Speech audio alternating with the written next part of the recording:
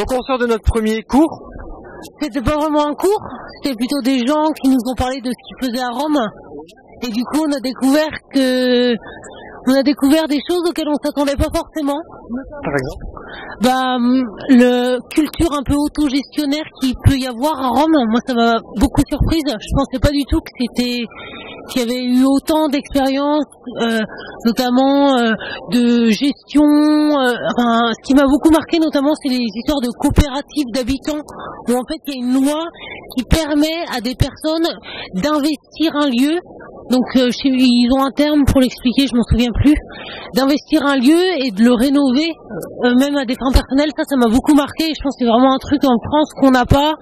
Et je sais pas politiquement comment ça s'explique qu'ils ont ça ici en Italie et pas chez nous. Mais ouais, voilà, ça m'a beaucoup surprise, tout le côté un peu autogestion dans l'habitat. Et c'est vrai qu'ils nous ont parlé aussi de la légalisation. Les constructions illégales qui deviennent légales. Tu as compris quoi de ça?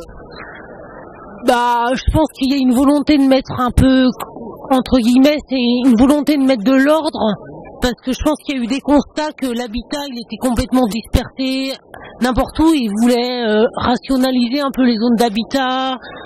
Mais nous, on l'a fait en France aussi, on l'a fait sans doute il y a beaucoup plus longtemps que ça, dans les années 60, quand on a construit Ville-Nouvelle. Il se trouve qu'à Rome, ils l'ont fait peut-être 40 ans après nous.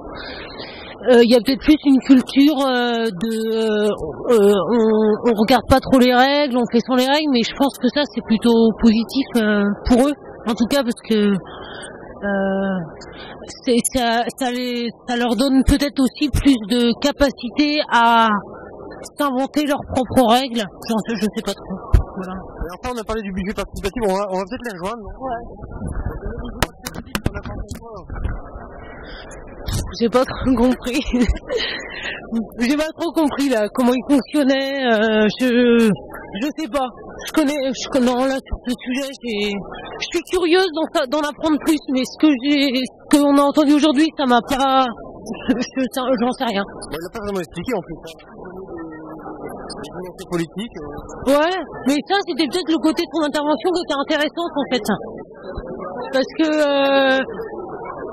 comme il l'a dit Jacques, quoi, c'est un mec qui est issu du mouvement social et qui finalement est élu et met en place quelque chose dont il aurait peut-être aimé pouvoir bénéficier quand il était pas élu. Donc je pense qu'il vit vraiment avec le cœur et pas parce que c'est une histoire de mode de mettre ça en place ou parce que on l'oblige. C'est vraiment une volonté qu'il a et tout. Voilà, en tant qu'élu. Merci bien.